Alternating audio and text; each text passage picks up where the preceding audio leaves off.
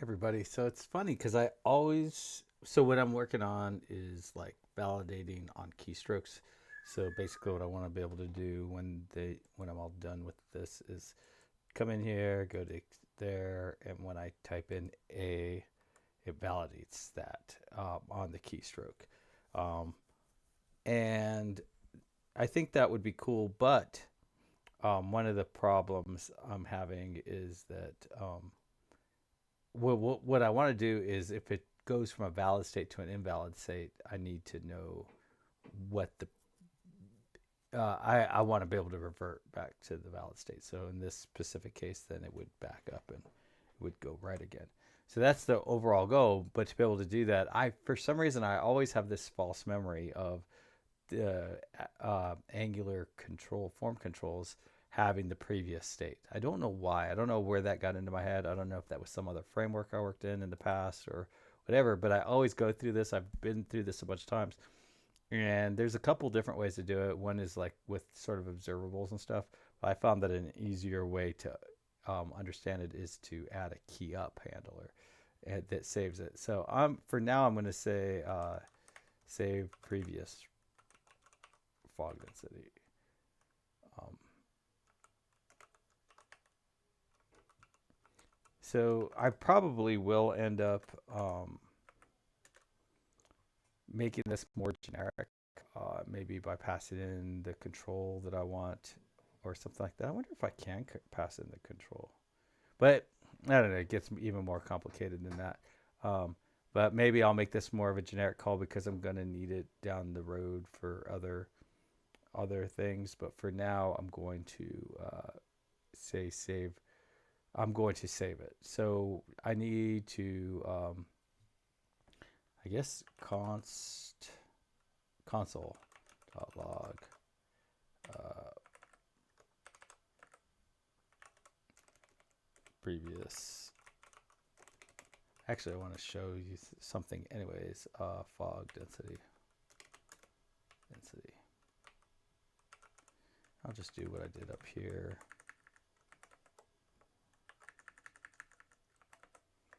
So it's pretty tempting at this point, like to kind of make this control, since I'm using it in multiple places, a state variable. I would definitely, I think that's a good idea. It's a really, really good idea, but I would definitely say that you would probably end up regretting that because uh, it makes it a lot harder to, um, what am I trying to say? It makes it harder to um,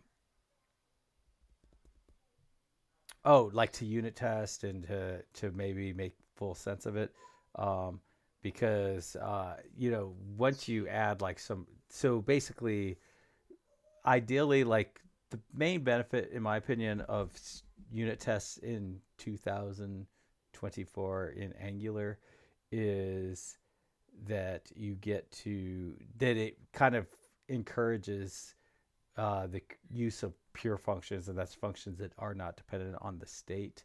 And I believe they're also, I think item being idempotent, which means that it always returns the same thing, is also part of being a pure function, but I'm not sure about that.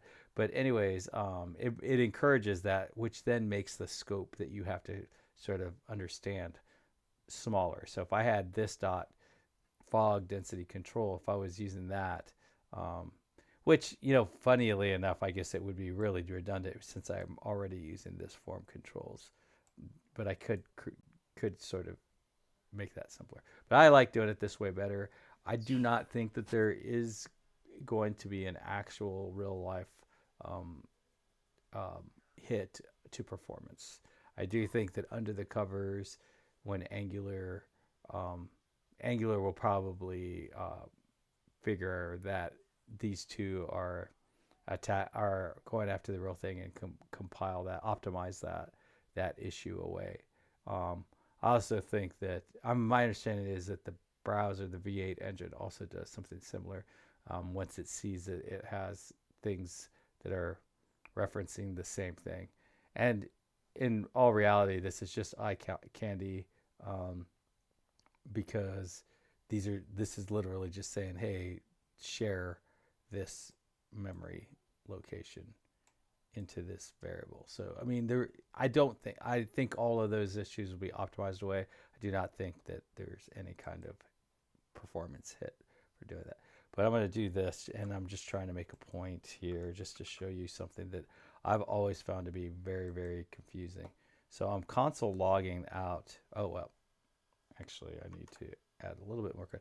So I'm console logging that out. I'm going to do this on key up. So when I get something like this, what I will normally do at this point is I will start to break these down into multiple lines. I mostly do that for Git. If you're working with lots of different developers, what you'll get is what happens is like sort of problems, issues that need to be fixed sort of get on the radar of multiple. They all seem to hit the project managers at the same time, and then they end up writing a bunch of stories about the same stuff and then assigning those to different developers, which just is almost a guarantee that we're going to end up having a Git collision, a Git conflict. So if you move these onto their own lines, and let's say one person wants to make one change to this for this, and somebody else wants to make another change, your chances of having a Git conflict go way down. So if you leave it all on one line, you can end up with a Git conflict that is just about impossible to fix. So the name of this function was save previous fog density.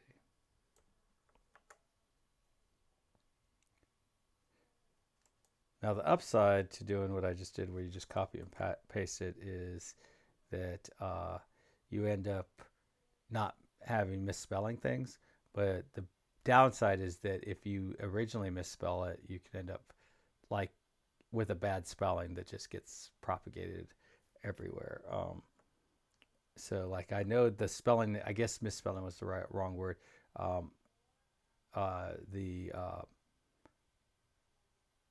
The consistency of this name to the name in there is guaranteed because I did a copy and paste. But if I misspelled it over there, then I'm going to end up having that problem over and over again. So what I'm going to do is I'm going to make that happen. I'm going to make this happen. All I have to do is any kind of keystroke. Okay, so when we look at this previous fog density, we look at the value, you'll notice that it says 1A. Even up here, so it always says 1A. It doesn't matter when it ran, but if we go to the source and then we do this, right, and we go to the control and we look in there, see it is 1A instead of the 1AA. But if I hit run, I look in the console, this is the last time this happened. We look at previous.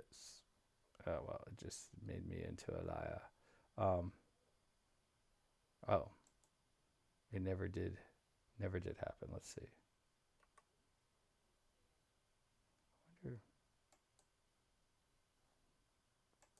So I don't know why.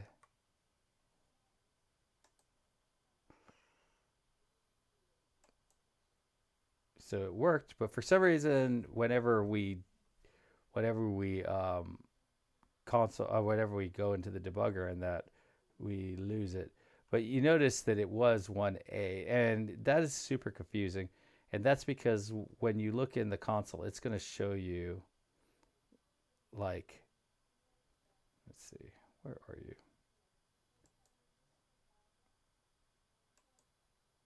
Previous. Yeah, see, now the value is 1AA. Let's see. I wonder what happens if I close and open this. I don't know. I guess they may have since.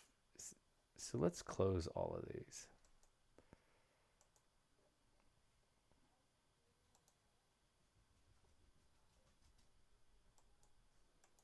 So now we have them all closed. No, we do not.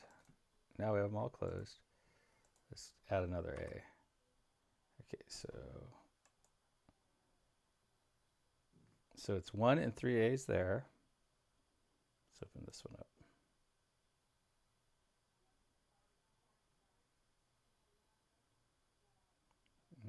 Value. Where are you, value? Oh, that's the keyboard event, not the. Oh, it's 1 and 2 A's. Maybe they've since fixed this. So it used to be that it would just show you whatever the current value was in there, which was a real pain in the butt. So anyways, let's go ahead and save the previous value. So we'll add a control variable or a component variable up here. And I'm just going to name it previous. I'm going to say that it's previous fog density.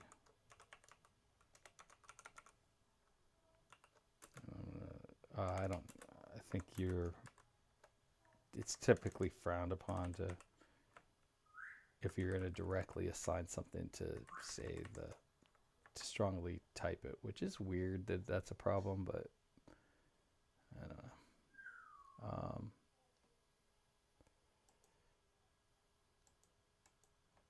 So we're going to say this. I don't know what just happened.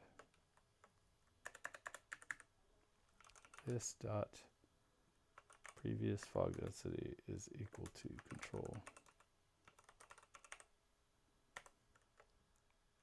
And then I say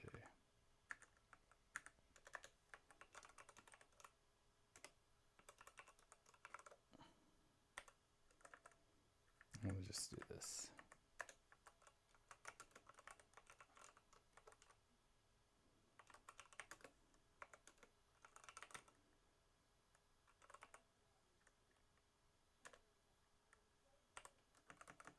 And then let's just say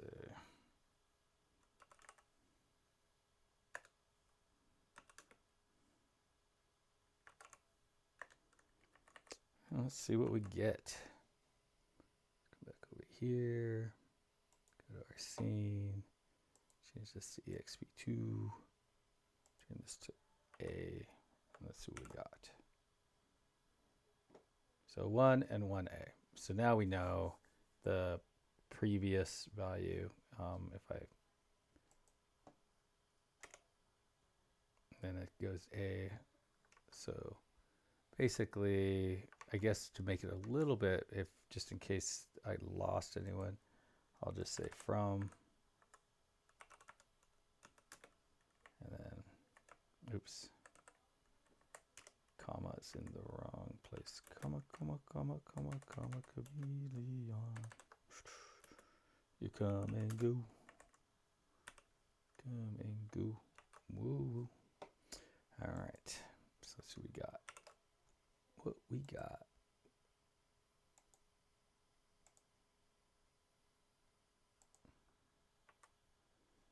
From point 1 to point 1A. From 1A to point 1. So basically, but nothing, I've never seen any situation where the value changes between the key, where something happens crazy between the key down and key up that causes this to not work. So, and I think it is pretty easy to understand, and it's very closed loop. You know, once you've understood it, it's not like, okay, now you need to layer some other concept over the top of it, and it's done. I mean, that's just done. It's just a one-liner. It's kind of nice because I guess you get a little bit of compiler support here by having this. If something weird happens, that would have an error, and you would know, okay, I need to make a change here. I don't know why. Even if it was a number, I think it would be fine. But anyways, so that is that. Next time we're gonna run our current value against the validation, and just see if it's okay, and return if it is, and otherwise we will check to see if the previous value was good, and if that is good, then we will update the controls value back to its previous value. I don't. Yeah, that'll probably all be one video. Anyways, happy coding. Bye.